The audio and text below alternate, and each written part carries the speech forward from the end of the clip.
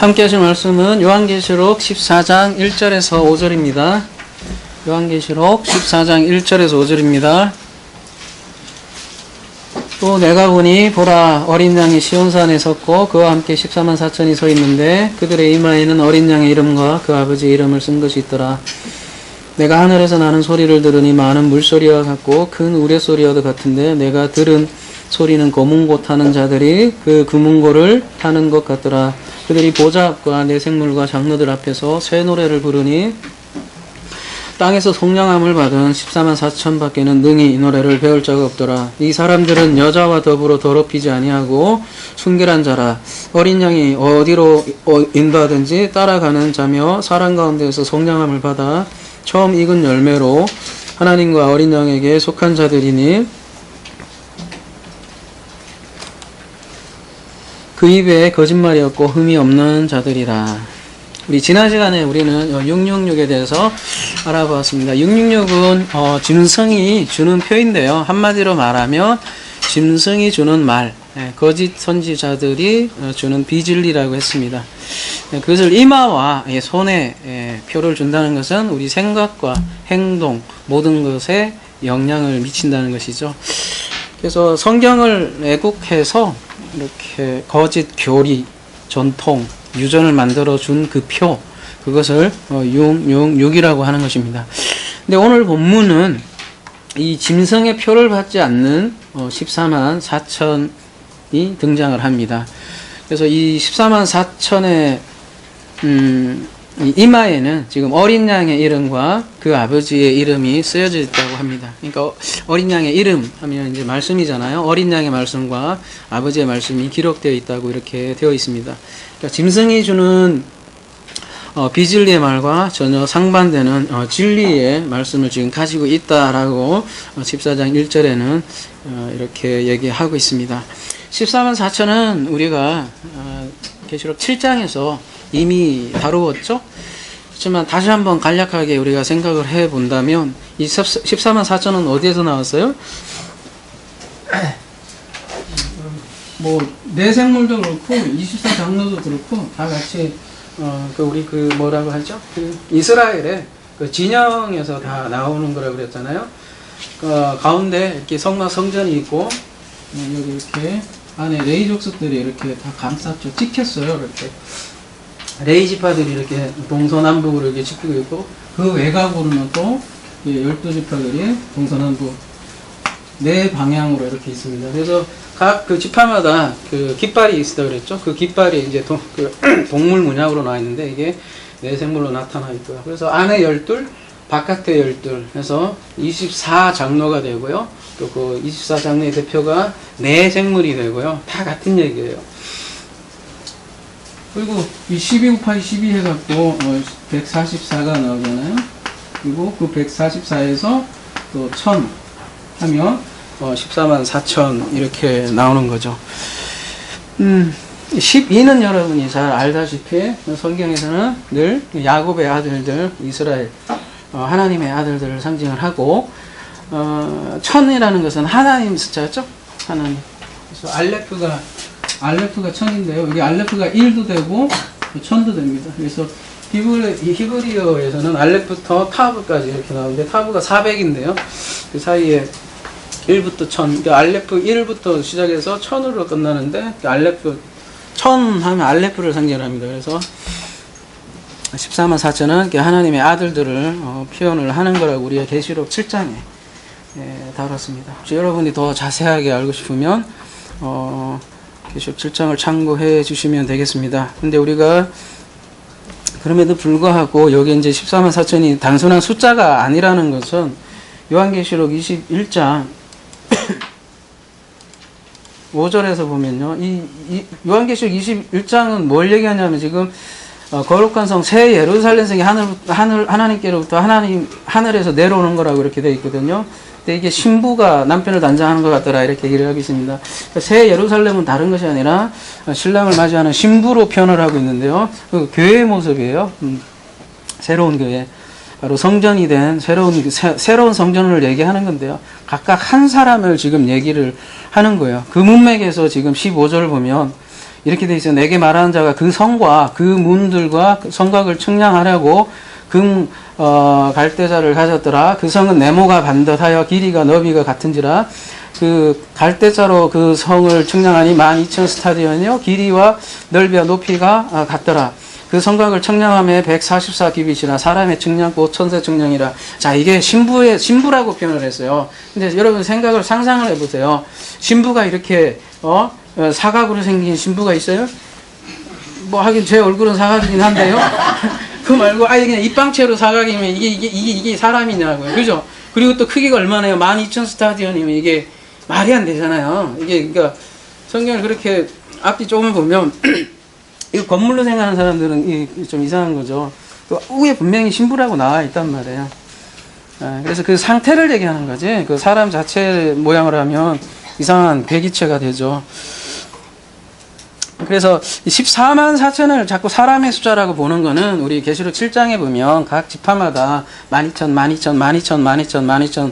나오잖아요. 그렇기 때문에 구체적인 사람이라고 이게 숫자로 자꾸 생각을 하는 것 같습니다. 근데 여기 보면 계시록 21장 16절에 보면 벌써 12,000 스타디언이 나와요. 여기에도 한 성인데 여기도 12,000이라는 스타디언이 나오는 거예요. 그래서 이거 뭔가 얘기하려고 하는 거죠. 그래서 12,000은 단순한 숫자가 아니다. 그런 의미에서 계시록 7장도 단순한 숫자를 말하는 것은 아니다. 12,000은 새 예루살렘 성의 상태를 그린 것이다. 그리고 마찬가지로 성벽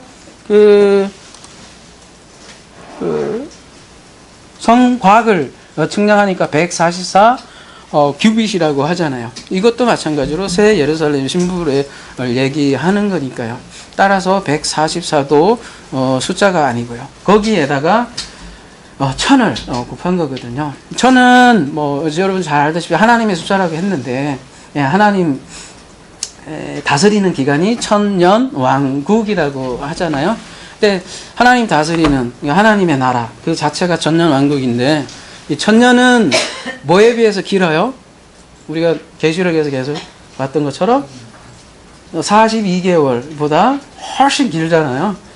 1260일은 낮의 기간이고 밤이 주간 다스리는 기간이 42개월인데 42개월에 비교해보면 1000년은 엄청나게 길거든요. 그래서 1000년을 하나님 나라이기도 하지만 또 영원을 상징을 하기도 하거든요. 그래서 144라는 12지파, 12사도, 뭐 하나님의 아들들이라는 존재가 하나님에게 천에게 다스리는 받는 상태가 14만 4천이라는 것이죠. 그러니까 그 상태의 포인트가 있는 거예요. 그러니까 그리고 그 상태가 이제 계시록 10장에 이제 그렇게 나온 거고 오늘 계시록 14장은 그 상태를 구체적으로 묘사해요. 이 14만 4천이라는 존재들은 어떤 존재들인가를 7장에서 다 얘기하지 못한 부분을 아주 자세하게 얘기를 하고 있습니다. 한번 봅시다. 계시록 14장 1절. 첫 번째 보면 아들과 어린 양이니까 아들이죠. 그 아버지의 이름, 말씀을 지금 가지고 있다는 거예요. 자, 계시록 13장 17절. 그 다음에 계시록 13장 전의 이미지는 뭐예요?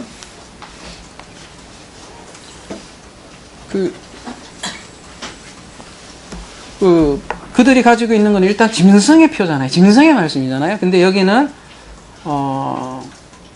아들의 이름, 아버지의 이름. 그들이 가지고 있는 말씀이 전혀 다르고요. 두 번째, 그들이 지금 어린 양이 시온산에 서 있다고 되어 있습니다. 어린 양이 시온산에 서 있대요. 그리고 어린 양과 함께 14만 4천이 서 있다고 합니다. 앞에 13장의 이미지는 어때요? 짐승이요. 바다 짐승. 얼마나 괴기스럽게 생겼어요. 그 말이 그렇지. 머리가 뿔이 7개고 머리가 열이면 여러분 막 그려져요? 잘 안 그려지죠. 어쨌든 그게 있다고 하면 그런 그림도 많이 있잖아요. 굉장히 막 강력한 그 권력을 가진 디아데마를 쓰고 있는 그 강력한 왕과 비례해서 여기는 누가 서 있어요? 어린 양이 서 있습니다. 그래서 상당히 이미지가 반대로 대비가 되어 있죠. 전혀 대비되는 심상이죠. 그래서 지금 어린 양이 시온산에 서 있다는 것은 시편 2편에서 지금 인용을 해서 그 이미지를 끌고 온 거거든요. 그러면 시편 2편이 무슨 얘기냐? 어찌하여 이방 나라들이 분노하며 민족들이 헛된 일을 꾸미는가? 세상의 군왕들이 나서며 가난들이 서로 깨어여 여호와의 그의 기름 부음 받은 자를 대적하며. 이게 계시록 13장이잖아요.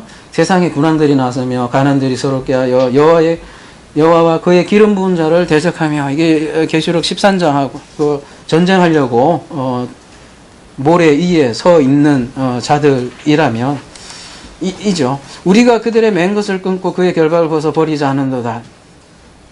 그러니까 하늘에 계신 이가 웃으며 주께서 그들을 비웃으시리로다. 그때 분을 바라며 진노하사 그들을 놀라게 하여 이르시기를. 이제 6절에 나오죠. 내가 나의 왕을 내 거룩한 산 시온에 세웠다 하시리로다. 여기 표현이 나오는 것이죠. 요한은 이 말씀을 인용하고 있는 거예요.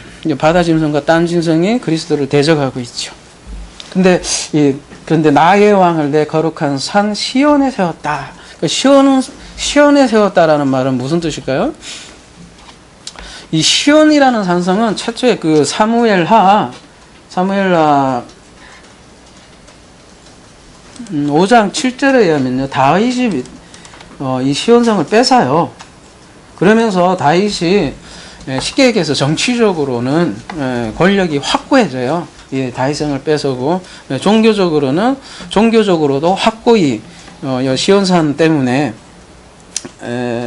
뭐라고 하죠? 이제 여기다가 이제 나중에 시온산이 어디예요? 여기에 나중에 예루살렘 성전이 세워지잖아요. 그래서 시온 그리고 이 다윗이 전쟁에 승리하면서 빼앗은 산이고 그 요새고요. 요새 시온이라는 게 요새라는 뜻이거든요. 그래서 그 요새이기 때문에 다윗의 권력의 상징이기도 하고요. 그래서 시온하면 승리라는 뜻을 가지고 있습니다. 승리.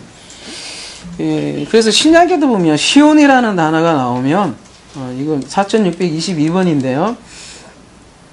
시온이요.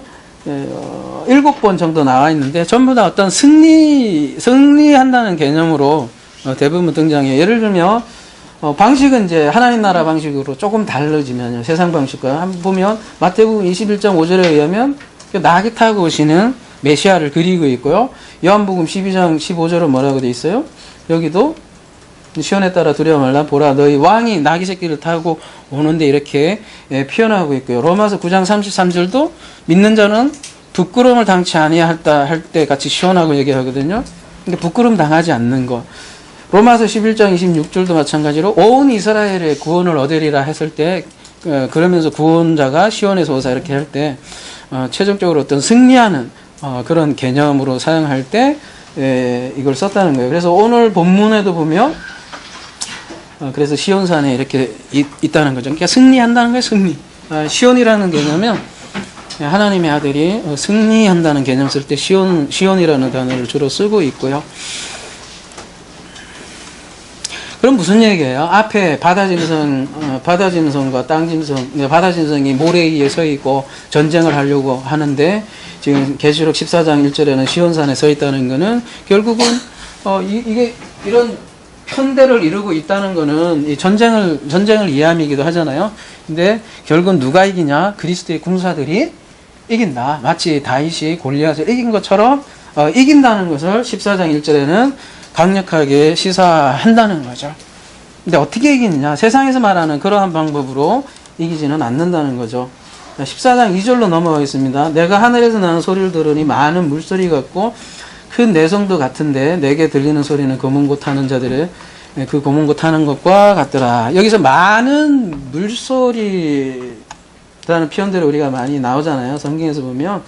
그래서 그 부분을 몇 가지 짚고 넘어가겠습니다. 많은 물소리가 난다는 것은 성경에서 무엇을 얘기하는가? 연관 구조를 한번 보면요. 에스겔서 1장 24절 함께 보시면 생물들이 갈 때에 내가 그 날개 소리를 들으니 많은 물소리와 같으며 전능자의 음성과도 같으며 떠드는 소리 곧 군대의 소리와도 같더니 그 생물이 설 때에 그 날개를 내렸더라. 성경에서 그냥 많은 물소리를 등장할 때는 꼭 이렇게 하나님께서 등장하실 때 하나님의 임재를 상징을 할 때 이렇게 많은 물소리라는 표현을 쓰더라는 거예요. 그 다음에 에스겔서 43장 2절에도 보면 이스라엘 하나님의 영광이 영광이라는 뜻은 나타난다는 거잖아요. 동쪽에서부터 오는데 하나님의 음성이 많은 물소리 같고 하나님의 음성이 많은 물소리 같대요. 땅은 그 영광으로 말미암아 빛나니. 계시록 1장 15절 이건 이미 우리가 본 거죠. 그의 발은 풀무불에 단련한 빛난 주석 같고 그의 음성은 많은 물소리 같으며. 이런 식으로 많은 물소리가 나오면 이게 하나님의 임재 이렇게 얘기 나온다는 거죠. 우리가 뭐 비유의 일관성으로만 봐도 물 하면 우리가 무엇을 상징하죠? 주로 말씀, 생명의 말씀, 그죠? 그 말씀을 우리가 할 때 그것도 물이 그냥 있는 게 아니라 많은 물소리가 있다는 거예요. 그래서 하나님의 임재를 경험을 한다는 거는 우리가 어떻게 그러면 경험을 하는 거냐면 풍성히 이제 폭포수 같은 많은 말씀으로 우리 가득 할 때 하나님을 경험한다는 거예요. 그렇게 하나님의 임재를 경험한다는 거예요. 많은 물소리처럼. 다른 뭐 어디 뭐 가서 그런 게 아니라 하나님의 말씀을 풍성히 누릴 때 우리가 하나님의 임재를 체험할 수 있다는 거예요. 우레소리도 마찬가지입니다. 우레소리도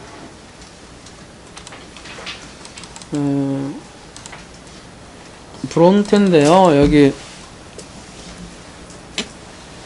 다 볼 수는 없고요. 요한복음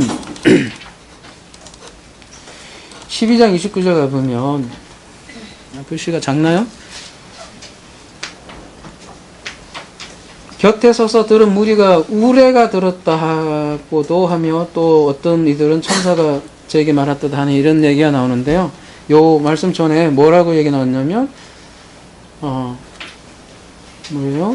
28절에 아버지여 아버지의 이름을 영광스럽게 하옵소서 하시니 이에 하늘에서 소리가 나서 가로되 내가 이미 영광스럽게도 하였고 또 다시 영광스럽게 하신대. 그러니까 이게 예수님은 이걸 말씀으로 들으셨잖아요. 말씀으로요. 근데 옆에 있는 사람들은 뭘로 들었대요?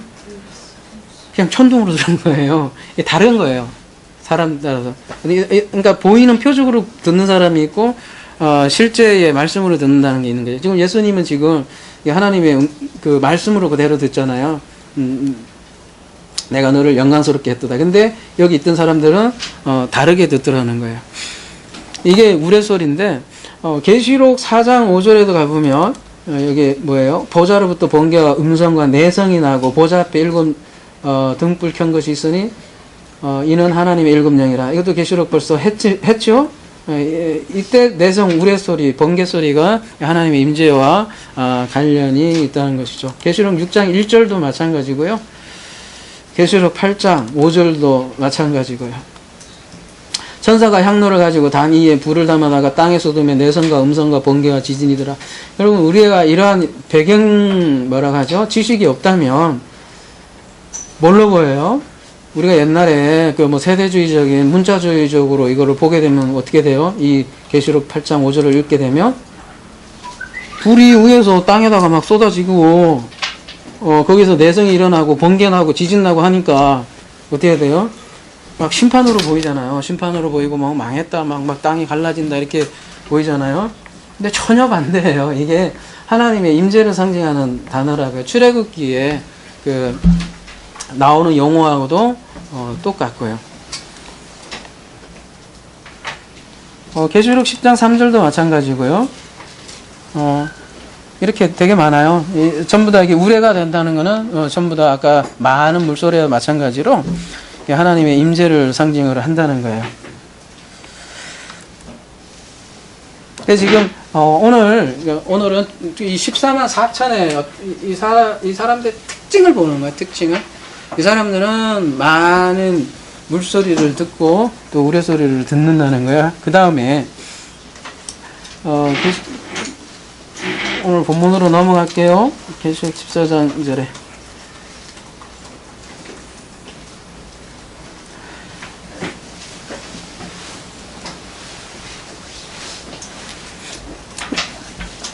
요한이 듣는 거니까요. 내가 하늘에서 나는 소리를 들으니 많은 물소리 같고 큰 내성 같다고 하잖아요. 요한이 들으면 우리도 들어야죠. 근데 내게 들리는 소리는 뭐라고 하냐면 검은고 타는 것 같더라 이렇게 돼 있는데 저 어릴 때 이 말씀 들으면 그런 건 줄 알았어요. 그 MBC에 만나면 좋은 친구 띵끼띵띵띵 하고 그 검은고 있잖아요. 근데 검은고 조선 이게 우리 개혁이 조선시대 때 번역이 됐잖아요. 그래서 말씀을 상황화라고 하잖아요. 그 시대에, 그 문화에, 그 나라에 맞게, 번안을 하잖아요. 그럴 때 아마 검은고를 했던 것 같아요. 그때 아마 수금을 몰랐든지 어쨌든지. 예. 근데 이 검은고가 아니라 사실은, 제가 말씀드렸듯이 수금이라는 뜻이에요. 수금. 근데 성경에서 이 수금을 어떻게 쓰이느냐, 그게 중요하겠죠. 단순히 수금이 중요한 게 아니라, 사무엘상, 10장 5절 한번 가볼게요.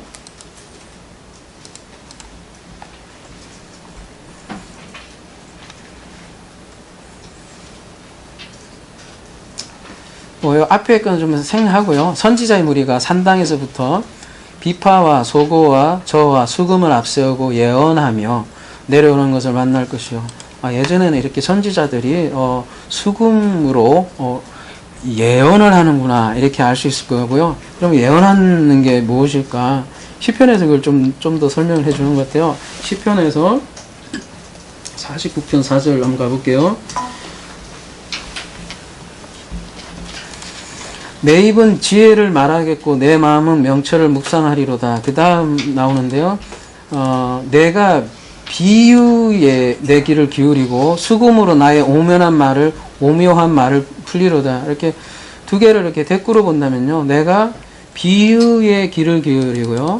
비유가 이제 마샬이라고 돼 있는데 뭐 격언, 뭐 직유, 여러 가지 속담 이런 말이 있는데 비유라고 봅시다.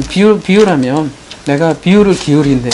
그런데 이 수금으로 오묘한 말을 열은대요. 그러니까 이게 오묘한 말이 뭐냐면 여기에 이제 비유를 푸는 거죠. 수금으로. 그러니까 우리가 21세기로 생각을 하면 21세기 악기 하면 뭐예요? 어떻게 생각을 해요? 그냥 즐겁게 흉내는 정도로만 생각을 하잖아요. 그런 정도로만 악기를 생각하는데 이때 당시는 이게 악기가 그냥 쓴 게 아니더라는 거예요. 아주 진리와 아주 밀접한 관계가 있고 진리를 열어주는 도구로 사용을 했더라는 거예요. 일단 마음이 달려있고 사상이 담겨있는 거죠. 그 단적인 예로 사울과 다윗의 관계가 있는데요. 사무엘상 한번 가볼게요. 사무엘상 16장 23절에 가보면 그 다윗이 사울의 그 악신을 쫓는 그런 장면이 나오잖아요. 근데 그걸 뭘로 했냐면 여기 이제 수금이 등장하잖아요. 이 수금으로 다윗이라는 그 사울의 그 악신을 쫓아내는 장면이 있어요. 근데 여기 좀 번역이 조금 이상한 게 그 하나님이 부르시는 지금 개역 개정도 그렇게 돼 있어요. 예, 그렇죠. 개역 개정에도 아마 그런데 여기 부리는 악신이라는 건 사실 없어요. 저기 원어에는요. 뭐라고 돼 있어요? 그냥 루아흐라고 돼 있잖아요. 만약에 악신이라고 한다면 뒤에처럼 라라는 게 붙어야 되는데, 그러니까 그 번역한 것처럼 하나님의 부르시는 악신이 아니라 그냥 하나님의 루아흐가 하나님의 영이 사울에게 이럴 때죠. 그렇게 번역을 해야죠. 하나님의 영에 그냥 하나님의 영이 사울에게. 근데 그거를 이제 어떻게 작용을 했냐면 다윗이 수금을 탔대요. 그랬더니 사울의 뭐가 떠나가요? 악한 루아흐가 떠나갔다는 거예요. 그러면 이게 악한 루아흐라는 게 뭐예요? 하나님의 여기 악신이 있나요? 이게 신약에서 예수님이 귀신 쫓는 장면하고 똑같죠? 신약에서는 이 루아흐, 라를 뭐라고 표현해요? 푸녀와 아가달톤 이렇게 표현하잖아요. 그래서 뒤에 아가달톤이 붙어 있는데, 그러니까 다윗이 지금 수금으로 아까 시편 49편처럼 그러니까 이거 가야금만 띵강띵강 해갖고 얘가 뭔가 명상 힐링이 돼서, 그렇게 생각이 쉽잖아요. 힐링 음악도 요즘 많이 나오더만, 이렇게 힐링돼서 이렇게 정신이 맑아지고 그랬다는 의미가 아니라 다분히 이 진리적인 표현입니다. 그래서 현대인이 생각하는 것처럼 그런 음악적인 요소만 가지고 있는 것이 아니라 그 찬양에 진리를 담았다는 거죠. 그러니까 그 진리가 담아 들어가니까 당연히 악신이 떠나가야죠.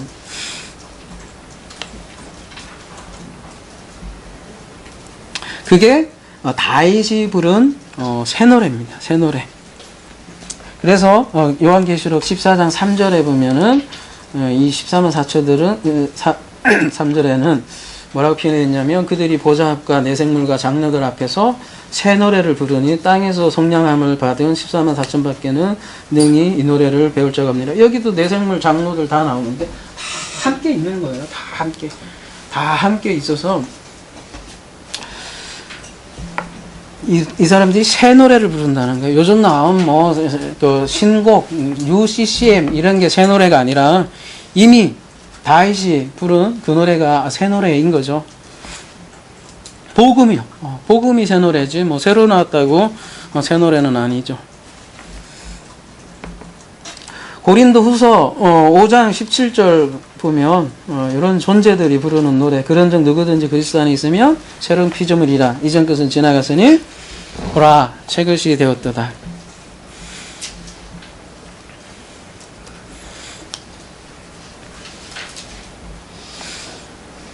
그래서 이런 노래를 부르는 존재들이 14만 4천이라는 것입니다.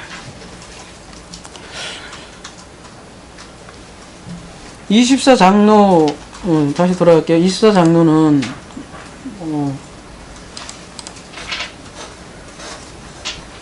그런 모델 이런 24장로 모델 때문에 계속 구약에 보면 24반열이라고 하잖아요. 제사장도 24반열로 계속 돌아가면서 그래서 봉사를 했던 거죠.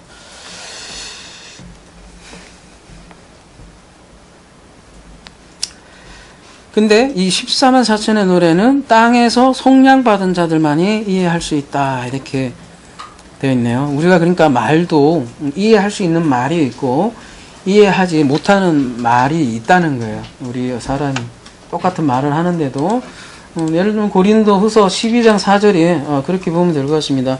그가 나군으로 이끌러 가서 말로 표현할 수 없는 말을 들었으니 사람이 가히 이르지 못할 말이로다. 사람이 가히 이르지 못할 말이 세상의 언어를 뛰어넘는 그런 언어인 거죠. 근데 이런 말은 속량함을 받은 사람들만이 이해가 되는 거죠. 그러니까 이런 말을 하면 사람들은 어떻게 해요?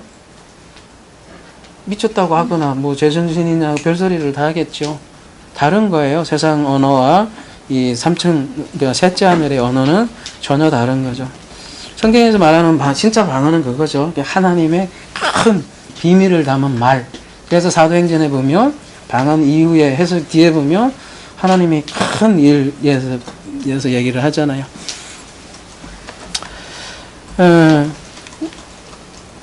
오늘 본문에서요, 속량하다라는 걸 조금 한번 생각을 좀 같이 해보죠.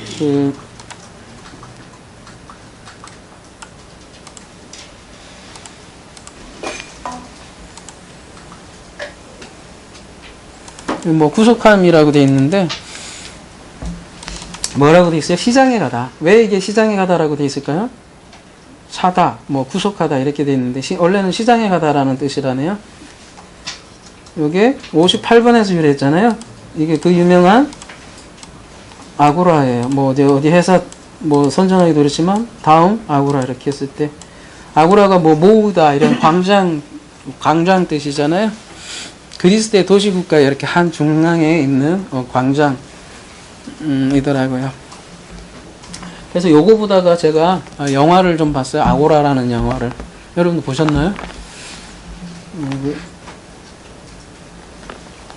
이 영화를 보면 이 아고라가 어떻게 생겼는지 잘 나오는데 이 영화에 의하면 초대 기독교의 초대 기독교하고 유대교하고 이방 뭐라고 해야 되나? 또 기독교에서 보면 이방교죠. 그 큰 주축 간에 이게 역사적으로 어떻게 이루어졌는가를 보여주는 그런 영화거든요. 아고라가. 근데 흔히 생각하는 그런 기독교 개념에 훨씬 뛰어넘어요. 누가 진짜 진리를 진짜 추구하는가 이런 거에 대해서 많은 생각을 하게끔 하는 거더라고요. 옆으로 빗나갔지만 꼭 우리가 종교에 대해서 고민을 한다면, 그리고 원래 정통이 뭔가, 원래 진리가 뭔가 이렇게 고민을 한다면 꼭 한번 봐도 될 영화일 것 같습니다. 초대 기독교의 교회사를 다루는 거니까요.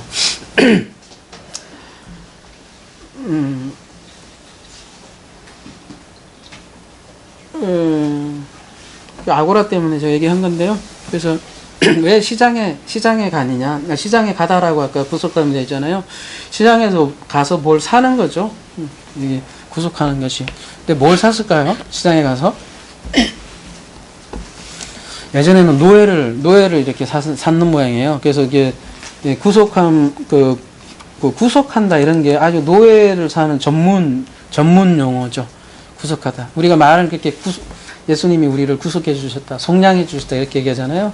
그거는 무슨 얘기냐면 시장에 가서 값을 주고 노예를 사온 거예요. 큰 값을 주고 노예를 사왔다는 게 우리가 속량했다는 말이에요. 그래서 거기에서부터 해방하고 주인이 바뀌는 거예요. 주인이. 구속함을 받겠다는 거는 소유가 바뀐 거죠. 하나님의 소유로 바뀌었다. 그게 구속함을 받았다는 거죠. 근데 그게 어디에서 지금 구속함을 받았다 그러냐면 땅에서 지금 구속함을 받았다고 그래요. 제가 계속 말씀드리지만 요한계시록에서는 일관성 있게 땅은 이스라엘을 상징해요. 더 구체적으로 더 줄여서 이렇게 폭을 좀 좁혀서 바다는 이방인을 뜻하고 땅을 이렇게 좀 범위를 줄여서 이스라엘을 이렇게 상징을 하거든요. 그러니까 쉽게 얘기해서 14만 4천에 대해서 오늘 얘기를 하잖아요.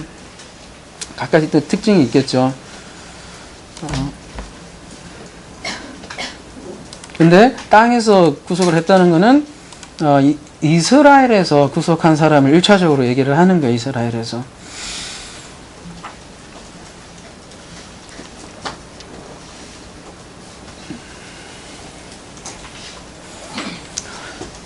그 4절로 넘어갈게요. 이 사람들은 여자와 더불어 더럽히지 아니하고 순결한 자라. 어린 양이 어디로 인도하든지 따라가며 사람 가운데에서 속량함을 받아 처음 익은 열매로 하나님과 어린 양에게 속한 자들이니. 여러분, 이 사람들은 여자와 더불어 더럽히지 아니하고 순결한 자라, 이런 말씀을 딱 읽으면 어떻게 생각되세요? 여러분, 처음에 딱 들어오는 거는 어떤 느낌이 듭니까? 저는 여러분 답을 안 하니까 저 같은 경우는 예전에요, 이런 거 보면은 그리고 그런 설교도 많이 들어왔고, 일단 여자하고 그 어떤 뭐라 그러잖아, 뭐 혼전순결, 뭐 예를 들면 그런 쪽으로 많이 생각했던 것 같아요. 깨끗해야 되는 거야. 뭐 결혼하면서 외도나 이런 거 하지 않고, 그런 쪽으로 가늠하지 않고 깨끗하게 정결하고 그런 쪽으로 이렇게 생각을 할 수밖에 없는 구절인 것 같고, 그렇게 저는 봤어요. 아니, 오전반은 다 그렇게 얘기하시더라고요. 근데 그렇게 배워왔대요. 또 그래가지고 뭐 타작도 하고 왔다는데, 그러냐. 그래서 성경을 우리가 보되 그래서 성경을 보되 이 세상적 관점을 볼 수도 있고, 그러니까 어제 이제 창세기 얘기했지만 우리가 선악 관점으로 볼 수도 있고, 그 선악 안에 있는 이 생명의 관점으로 볼 수 있는 천지 차이거든요. 그러니까 율법적으로 볼 수도 있고, 복음적으로도 얼마든지 볼 수 있거든요. 똑같은 문자 안에. 근데 그냥 만약에 우리가 여자 더럽히지 말자, 그러면 그냥 요 네모 본 거예요. 아, 그래, 우리 깨끗하게 살아야지, 그죠? 가늠하지 말고. 그렇게 살면, 근데 그 다음에 어떻게 돼요? 안 그런 사람 죽인다고 이제. 안 그런 목사들 막 잡아 죽이고 족치고, 그리고 이제 자기 자식은 반드시 뭐 그렇게 가게 돼 있어요. 근데 진짜 성경에서 말하는 이 말씀들이 다 그런 거냐라는 걸 생각을 많이 해봐야 될 것 같아요. 예를 들면 우리가 다윗과 밧세바 사건이 어떤 사건이에요? 저는 그렇게 세계적인 설교가가 우리 신학교 다닐 때 설교학이라는 걸 배우는데 그분 설교를 딱 추천해 줬더라고요.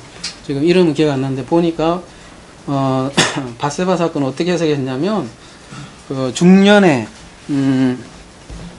위기. 요걸로요, 진짜. 그러니까 딱 중년 되면 그런 위기가 온다, 누구나.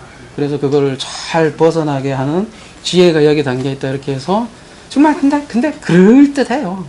논리 같은 것들이 굉장히 그럴듯해요. 그러니까 이렇게 보면 그런 것들이 훨씬 더 와닿아요. 세상 살아가게 하는, 지혜도 오게 하는 거. 뭐, 중년에 이렇게, 그쪽으로 안 넘어가게 하는 거니까 얼마나 지혜로워요. 근데 성경에서 진짜 그걸 얘기하느냐는 또 다른 거죠. 그런 쪽으로 보면 그렇지만 조금만 다르게 한번 생각해 보면 어때요? 물론 이제 우리아가 있고 그 주인공들이 다윗이 있고 우리아가 있고 밧세바가 있잖아요. 그래서 이제 밧세바가 이제 임신을 했으니까 다윗이 꼼수를 쓰죠. 우리아에 와갖고 같이 아내하고 같이 잠자리 들라 했더니 우리아가 어떻게 해요? 나 안 됩니다 이러잖아요. 나 안 됩니다. 근데 왜 안 된다고 했을까요? 다른 사람들은 다 전쟁하는데 나만 이러면 있으면 되겠습니까? 겉으로 보면 그렇죠. 근데 법이라는 게 그때는 있었다고요. 전쟁 중에는 그런 법이 있어요. 그 신명기는 어디 가보면 거룩한 전쟁 중에는 뭐라고 하지 그거를? 그 성적인 금지 계명이 있다고요. 제사장 군인들은. 그래서 우리아 딴에는 그거죠. 율법도 있었고 그 충정심도 있었고. 그러니까 누가 봐도 우리아가 훨씬 더 율법 FM이죠. 율법에 대해서는 FM이죠. 의인이었죠. 우리아가. 누가 봐도 다윗은 뭐예요? 죄인이었잖아요. 다윗이 죄인이었는데. 근데 결국은 웃긴 거는 메시아가 어디서 나와요? 그러니까 메시아를 떠나서 솔로몬이 어디서 나옵니까? 밧세바에서 나오잖아요. 이게 성경의 참 역설이라는 거예요. 그런 면에서 보면 밧세바가 오히려 돕는 배필로 나오는 거잖아요. 돕는 배필이 되잖아요. 그러니까 이 세상적인 상식으로는 이게 말도 안 되는 사건이죠. 이런 개념이라면 밧세바는 나쁜 여자고 왜 그러냐고. 그다음에 다윗은 왜 그딴 짓 하냐 이렇게 얘기는 하지만 성경은 그렇게 얘기 안 해요. 그런 죄인들을 통해서 구원을 이렇게 하고 그 죄인 가운데에 메시아가 나타나더라는 것을 얘기를 하잖아요. 전혀 시야가 달라요. 시야가. 밧세바가 오히려 돕는 배필이었고 하나님은 그런 죄인을 부르시러 온 것이죠. 다말 사건도 마찬가지잖아요. 이 세상적으로 이렇게 보면 시어머니와 시아버지와 며느리의 아주 웃긴 사건이잖아요. 그러면 그걸로 보면 이게 갑자기 그래서 수많은 신학자들이 왜 이런 엉뚱한 기사들이 여기 들어와 있느냐. 이거 뭐 편집설이다, 별소리다 하잖아요. 이건 뚱딴지 같은 소리다 이렇게 얘기를 많이 해요, 여러분 신학자들은. 근데 이런 걸 모르니까 이게 따로 분리된 이야기 같지만 성경은 전체가 다 그 그리스도 얘기하는 거거든요. 그런 거 보면 여기도 마찬가지로 이 다말이 그래서 그리스도의 족보에 들어오잖아요. 그래서 다말도 뭐예요? 돕는 배필로 등장을 하는 거죠. 그러니까 이렇게 보면 다 얘는 나쁜 애고 이상한 문란한 가정이고 희한하지만 그리스도로 보면 이게 다른 얘기라는 거죠. 자, 왜 제가 이런 얘기를 하냐면 이 14장 4절도 마찬가지라는 얘기예요. 이게 단순히 도덕적으로 읽게 되면 성적 순결밖에 떠오르는 것이 없겠지만 그러면 반드시 계명 지키려고 하고 그렇게 되면 우리도 우리아처럼 그렇게 되고 사실 우리아가 그래서 결국은 죽잖아요. 그러면 이걸 어떻게 봐야 되냐? 14장 4절 한번 보시면, 뭐 일단 더럽히다라는 거 한번 봅시다. 더럽히다는 걸 보면,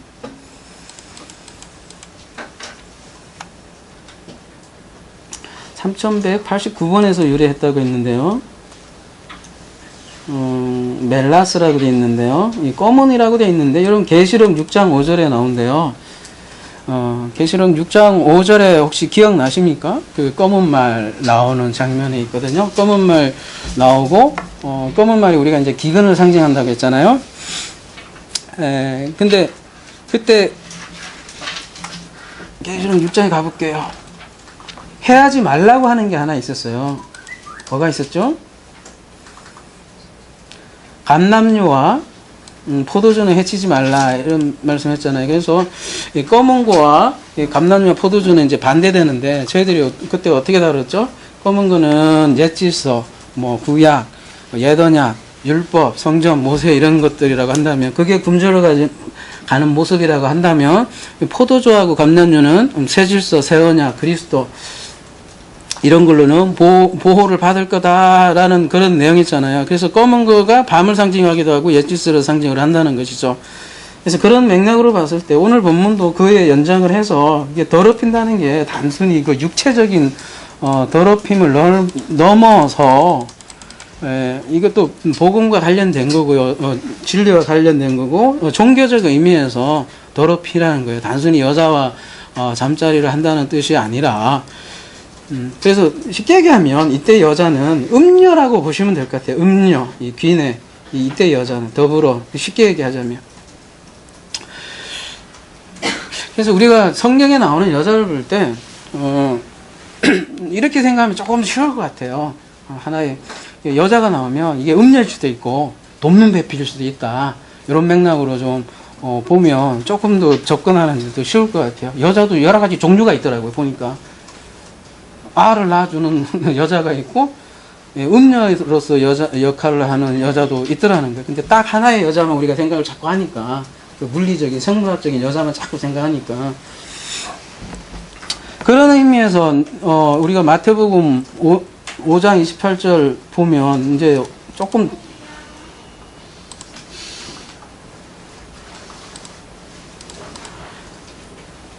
어떻게 보이십니까? 이게 좀 달리 보일 수 있을까요? 나는 너에게 이르노니 음욕을 품고 여자를 보는 자마다 마음에 이미 간음하였느니라. 이게 만약 그냥 그런 육체로 육체의 그 여자를 본다면 이 여기 남자 중에 손 들어보세요. 어느 한 사람 떳떳한 사람이 있어요? 그리고 이쁜 여자들은 봐줘야 예의죠. 안 그래요? 그리고 그 사람도 봐달라고 그렇게 에어로빅 하고 저렇게 하는 거 아니에요? 솔직히?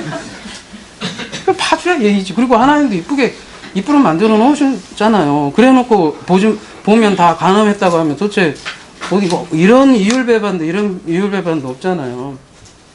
물론 단순히 보는 거는 제가 아니고 그 다음에 더 구체적으로 뭐까지 상상의 나래로 피면 그게 죄다 이렇게 하지만 그 구분을 도대체 어디서부터 어디까지 죄고 어디부터 어디까지 안 죄냐고요. 그러니까 이거는 그냥 생물학적으로 자꾸 그걸 보게 되면 우리는 끊임없이 그렇게 할 수밖에 없고 우리가 지금 본 것처럼 이 여자를 단순히 생물학적 여자가 아닌 걸로 보게 된다면 진리적인 의미로 들어가서 본다면 그렇게 어려운 말씀도 아닐 거라는 거죠. 어떻게 해요? 계시록 18장에 나오는 그 음녀가 될 수도 있죠. 이때의 음녀는. 물론 전하는 쪽에서도 그 진리적인 잘못 전하는 것 쪽에 그 마음을 품고 에피티미아죠. 전하는 그쪽에 하나의 죄도 있을 거고 또 거꾸로 이 여자가 그런 음녀로서 비진리를 가지고 있는 그 음녀가 될 수도 있는 것이죠.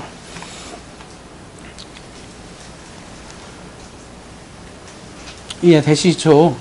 그러니까 그냥 단편적인 걸로 보지 말자는 거죠. 저는 그렇게 되면 끊임없이 우리는 도덕률에 빠져요.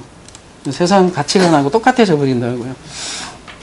그런 의미에서 이 여자들과 더불어 더럽히지 않고 순결한 자라 이렇게 나오고요. 그리고 또 하나 더는 보면 이게 남자잖아요. 이 사람들은 여자로 더불어 더럽히지 아니하고 이러면 남자잖아요. 그 남성 복수로 실제로 돼 있고. 근데 여기 또 뒤에 가면요, 이 정절이라고 돼 있지만 이건 또 뭐예요? 팔데노스는 뭐예요? 처녀예요, 처녀.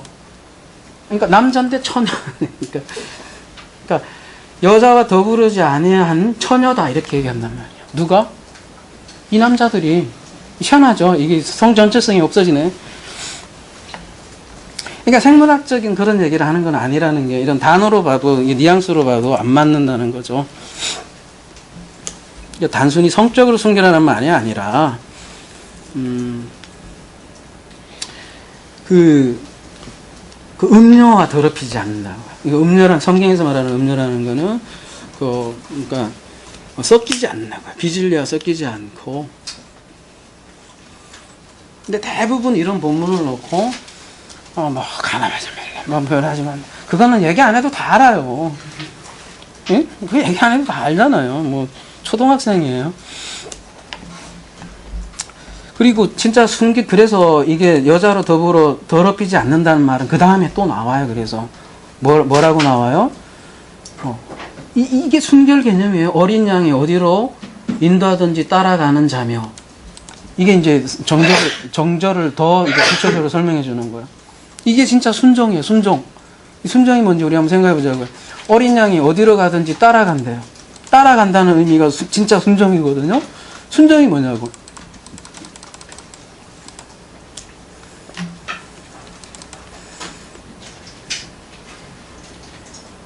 목사님께 순종하는 거? 열심 충성봉사? 이 아콜루데오인데요. 굉장히 중요한 단어인데요. 이게 한 100번 쓰이는데 굉장히 많이 써요. 그 중에 다 볼 수는 없고요. 너무 많으니까. 대표적인 거 딱 요한복음 10장 27절 가볼게요. 요한복음 10장 27절에 내 양은 내 음성을 들으며 나는 저희를 알며 저희는 나를 따른대요. 그러니까 아까 어린 양 서 있으니까 제가 이 본문을 해봤는데요. 그 자기 양은 그 예수 그리스도를 따라간대요. 이게 이제 순종인데 이 따라간다는 의미가 굉장히 구체적으로 표현이 되어 있는 가장 대표적인 본문이 가장 중요한 본문이기도 하고요. 뭐 하나 중요하지 않겠냐마는 마태복음 16장 24절에 보면 이런 말씀이 나와요. 이에 예수께서 제자들에게 이르실 때 누구든지 나를 따라오려거든 할 때 이제 이 아콜루데오스거든요. 따라가려거든. 이제 앞뒤가 이제 중요한 이제 문맥이 나오죠. 뭐라 그래요? 따르거든 자기를 부인하고 자기 십자가를 지고 나를 쫓을 것이니라. 그러니까 자기 부인, 자기 십자가. 자기 십자가라는 건 뭘까요?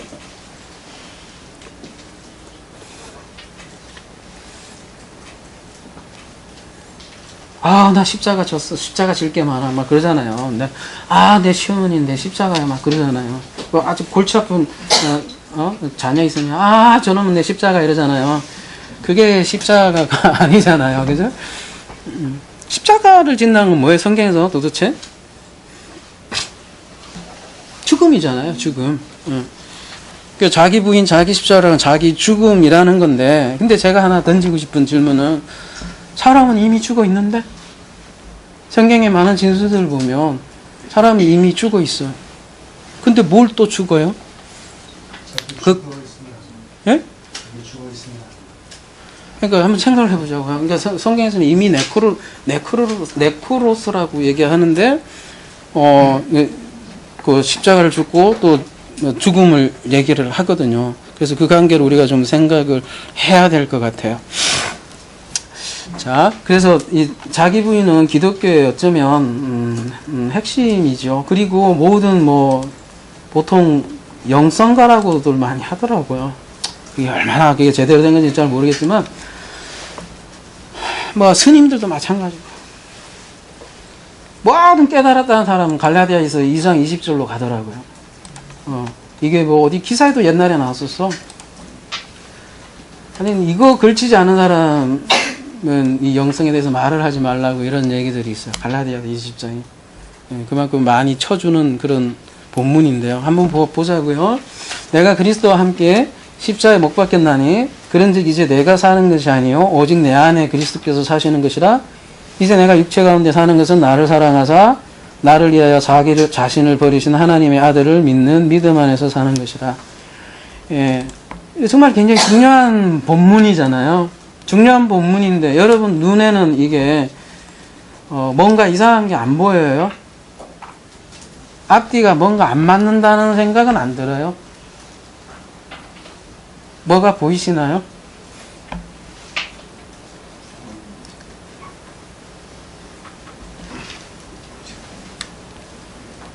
자, 갈라디아서 이제 원문으로 볼게요. 그러면 그래서 이런 얘기를 해요. 왜 니네들 자꾸 원본 갖고 그러냐, 껄떡껄떡하냐, 왜 개혁개정 갖고 다 되는데 왜 안 그러냐 이렇게 얘기하잖아요. 이거 한번 보세요. 이런 것 때문에 그래요. 결정적일 때 이런 게 있어요. 진짜 결정적일 때. 저번에 우리 왜 집사님이 찾아주셨지만 요한복음 4장 24절 이런 거 결정적일 때 그런다니까. 요한계시록 19장 그 말씀드리려 할 때도 결정적일 때 그러고, 그 주기도문에도 보면 그 존재로 얘기하는데 항상 이거 결정적일 때 이런 것들이 많아요. 봐봐요.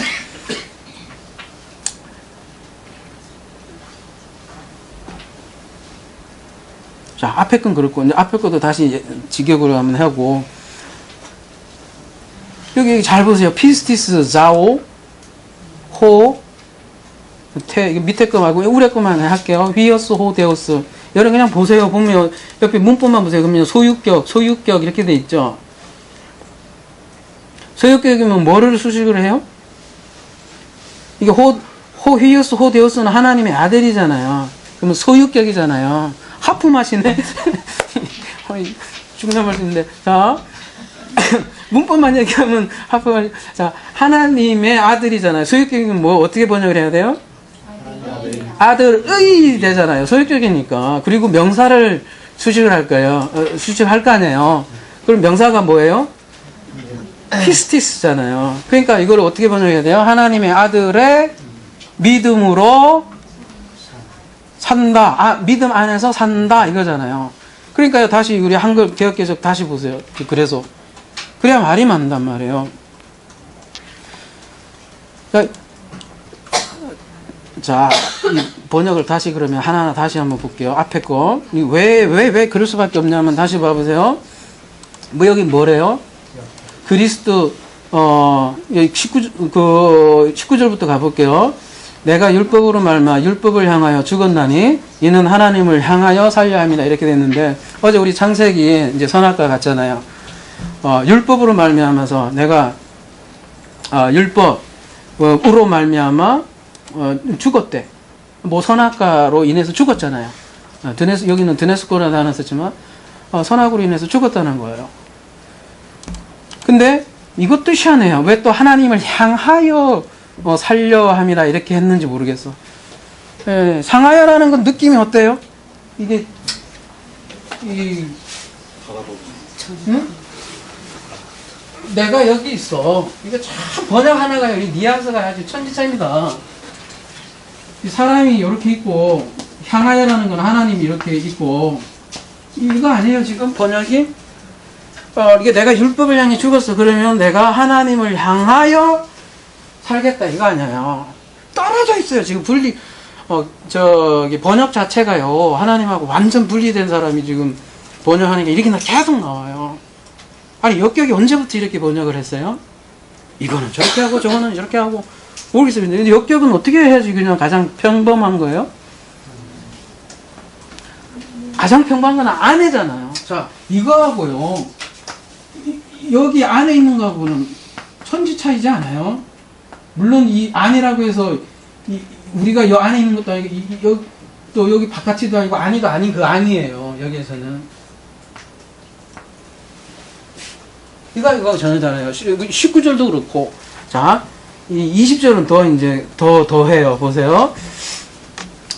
여기는 이제 내가 그리스도와 함께 십자가에 못 박혔다 이렇게 했잖아요. 그리스도와 함께 이것도 여기도 어떤 느낌이냐면 이건 나예요. 예?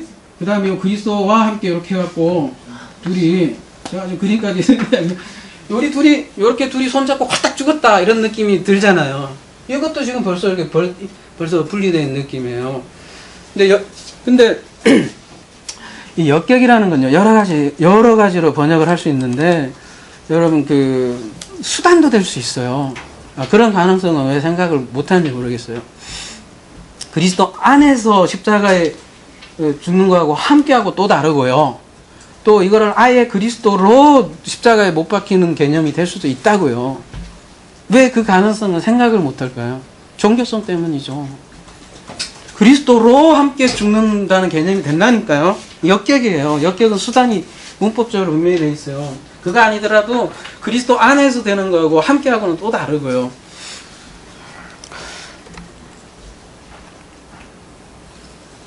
그래서 그렇게 번역을 하면, 자, 그리스도 안에 내가 십자가에 함께 못 박혀, 혹은 그리스도로 내가 십자가에 함께 못 박혀도 상관없어요. 마찬가지예요. 왜 그러냐면 뒤에 가면 뭐라고 돼 있냐면 우케티 에고래요. 이게 굉장히 중요한 말이거든요. 뭐래요? 이제는 에고가 아니다. 이제 내가 아니래요. 이제 내가 아니래. 이제 내가 아니라니까요. 사람들이 자꾸 나를 자꾸 주장을 하는 거예요. 그리고 뭐라 그래요? 이제 오직 그리스도 뭐라 그래요? 이제 나가 아니래요. 그 다음에 오직 내 안에서 누가 사는 거래요? 이제 그리스도가 사는 거예요. 그게 실자라고요. 그게. 그리고 그 뒤에 이제 우리가 그래도 이 세상에 이제 땅에 있으니까 살아야 될 거 아니에요. 사니까 뭐에서 사는 거예요? 육체 안에서 살 거 아니에요. 근데 그 사는 거조차 이게 내가 사는 게 아니라 뭐로 사는 거냐면 아까 하나님의 아들의 믿음으로. 그전에는 내 믿음. 아까 아고라라는 그 영화에 보면 그렇게 나와요. 그 여자가 그 주인공이 기독교 그 주교에게 신념으로 강요하지 말라고 그런 얘기를 딱 얘기해요. 여러분 그 신념일 수가 있어요. 믿음이 아니라. 이렇게 믿는 건요 신념이에요. 신념. 믿음은 내 믿음이 아니고 하나님의 아들이라고 아들의 믿음인 게 믿음이에요. 진짜 믿음. 그 로마서에서도 믿음에서 믿음으로 이른다는 게 그거예요. 그 다음에 율법이 죽으면 믿음이 온다 이렇게 다 얘기를 하잖아요. 하나님 믿음이요. 우리 거 없어요. 이게 자기 부인이에요. 이게 뭐요? 우케티 에고. 이게 자기 부인이라고요. 더 이상 내가 아니다. 이제는 내 안에 그리스도가 사는 거다. 그러니까 생명이 내 안에 있는 거죠. 쉽게 얘기해서 우리가 애벌레가 나비가 되잖아요. 애벌레하고 나비하고 어때요? 생긴 게 동일선상은 있죠. 동일선상이. 그리고 이 땅에 이 땅에 있잖아요. 이 땅에 있는데 애벌레는 뭐 어때요? 땅으로 이렇게 꿈틀꿈틀하면서 땅으로 기어가는 존재잖아요. 성경에서 그렇게 또 많이 표현을 하잖아요. 근데 나비는 어때요? 그냥 하늘을 날아다니잖아요. 전혀 다르잖아요. 그거. 그러니까 애벌레는 더 이상 아니고 나비라고 하는데도 아니라고. 나는 애벌레고 애벌레가 나비를 향하여 자꾸 그 얘기를 하는 거예요. 자기 부인은 우케티에고요. 그냥 내가 없어지는 거. 그래서 주어가 바뀌는 거예요. 주어가 다 전부 다 주어가 하나님인 거예요. 하나님이.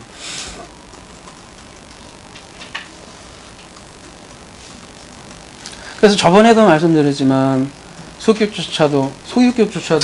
my face가 아니라 이제 아들의 face가 되고 my life가 아니라 삶이잖아요. 삶이고 생명이잖아요. 이게 나의 삶 하면 벌써 나하고 삶하고 이게 딱 분리하면서 그냥 분리되는 거예요. 그냥 거꾸로 삶이 그냥 나를 통해서 사는 거예요. 제가 그 표현을 자꾸 그래서 하잖아요. 우리는 아버지의 춤이다고.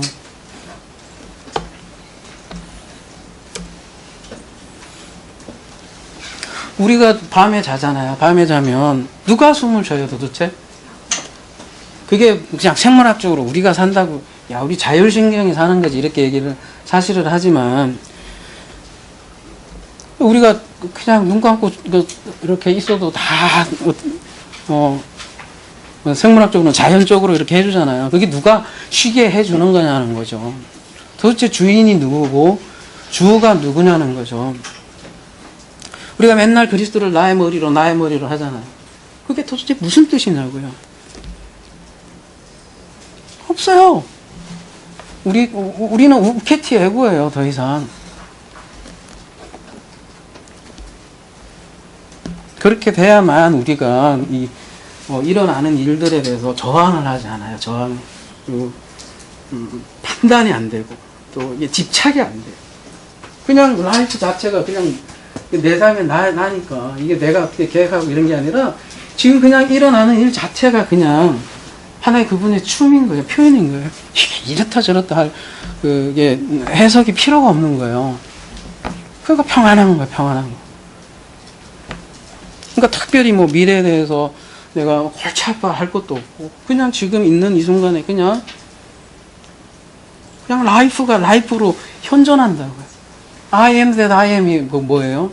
내가 지금 미완료란 건 뭐예요? 너와 지금 함께하는 I am, 내가 존재다. 존재라는 얘기잖아요. 내가 존재다. 그 존재인데 이 존재 생명이잖아요. 존재가. 그러니까 여기서 이렇게 벗어나는 게 관영에서 벗어났다고 하잖아요. 생명에서 벗어나니까 죽음이죠. 그냥.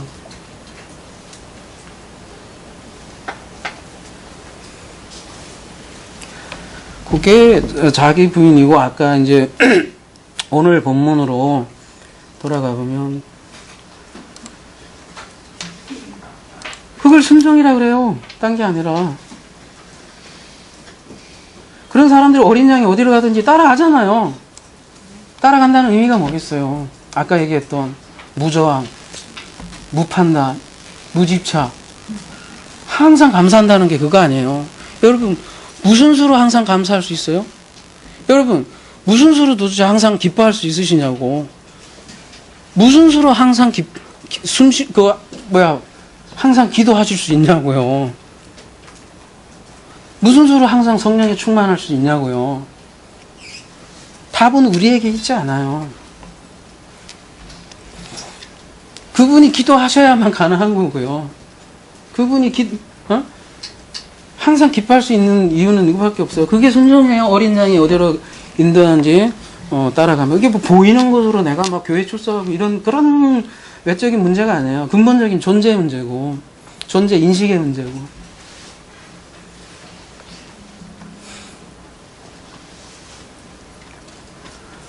네. 지금 14만 4천의 특징을 얘기하는 거예요. 666을 받은, 그 표를 받은 사람들의 특징이 아니라, 그 특징들이 뭐예요? 하나님의 어린 양의 이름과 아버지의 이름을 쓴 것, 하나님의 말씀을 따라가는 것. 두 번째, 뭐예요? 하나님의 음성을 듣고, 그 다음에, 그래서 새 노래를 부르고, 이 정결한 말씀을 따라가고, 그러니까 어디를 가든지 가는 거고, 그냥 그의 삶이 내 삶이 되는 거고,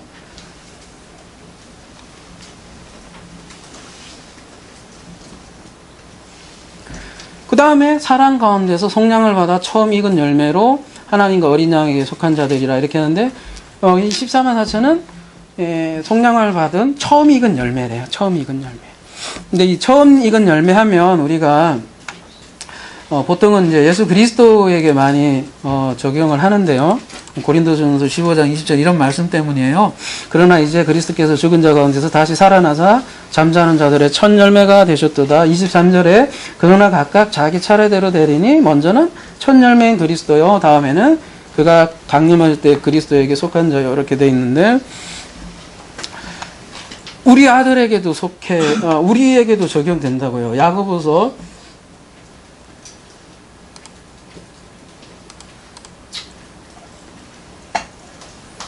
1장 18절, 그가 그 피조물 중에 우리로 한 첫 열매가 되게 하시려고 자기 뜻을 따라 진리의 말씀으로 우리를 낳으셨도다.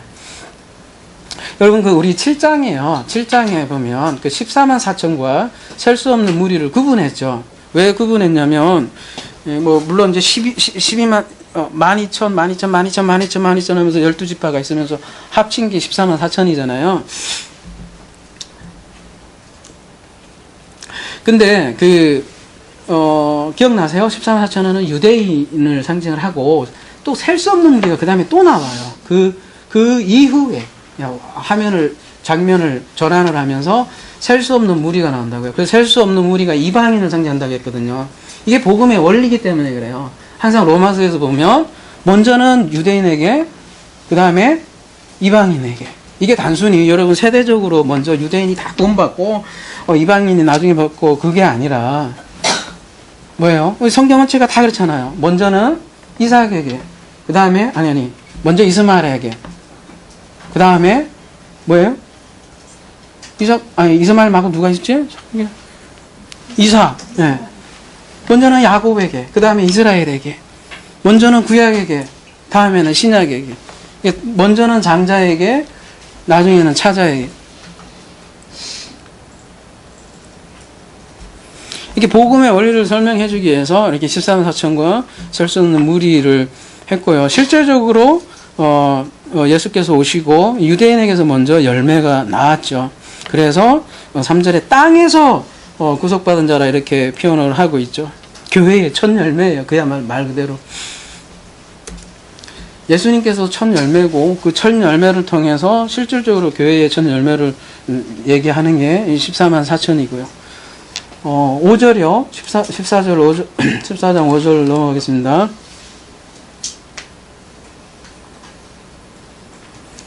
그 입에 거짓말이 없고 흠이 없는 자들이라. 그러면 또 이런 말씀 보면 뭐 어떻게 해요? 평생 거짓말 안 해야 되고 말이에요. 흠이 없어야 돼. 나 참 큰일 났네 이제 여러분, 그죠? 흠이 없어야 돼. 완벽해야 돼. 하나님 앞에 서려면 행위책에서 봐서 조금이라도 그냥 흠이 있으면 다 그냥 지옥불에다가 집어 던지겠네요. 그런 말일까요? 여러분, 그런 의미로 흠이 없으려고 하면 여러분 전부 다 강박증에 걸려요. 그런 의미로 흠이 없으려고 하면 완벽하게 거짓말 안 하려고 해갖고 좀 그럴 때 있잖아요. 좀 그런 거짓말에서 이렇게 살짝 해야 되는 그런 거짓말, 뭐 선한 거짓말이라고 하나요? 그냥 사람이 그냥 고지고절 해갖고 이렇게 해갖고 나 너 싫어하면 그냥 너 꼬다다 해갖고 왜 그냥 나 거짓말 할 수 없어 해갖고 이렇게 하면 안 되잖아요.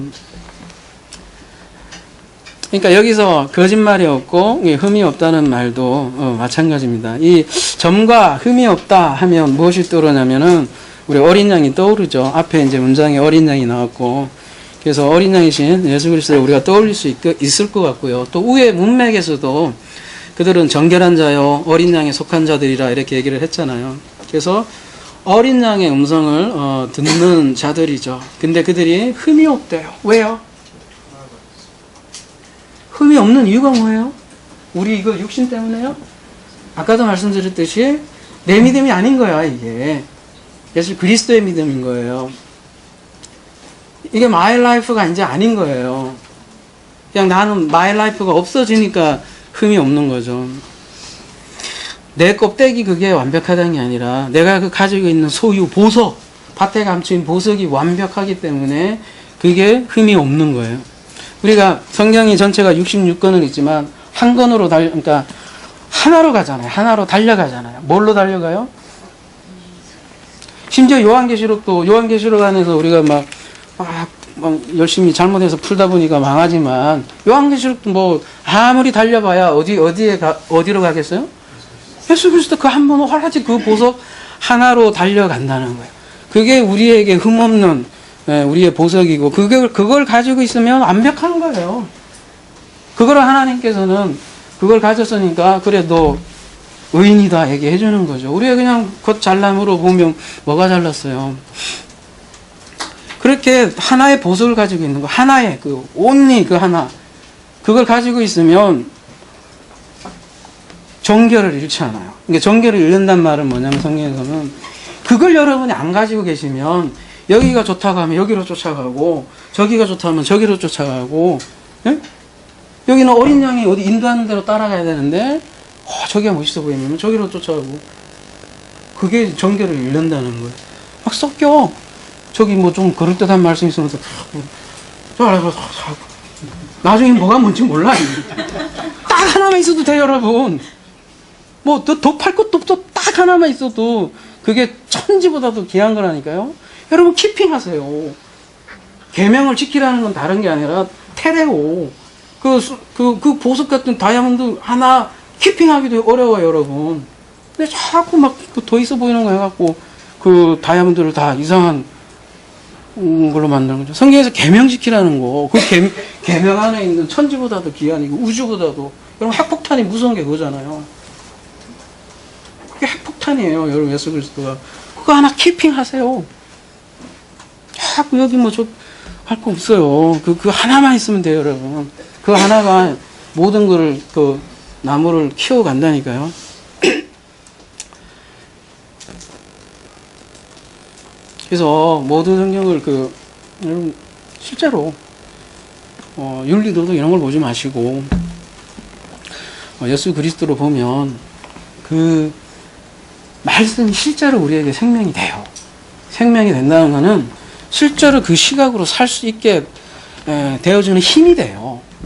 산과 알미 분리되는 게 아니라 산 자체가 알미고 사실은 모든 단어가 한 단어로 그냥 응축이 돼버려요. 핵폭탄처럼.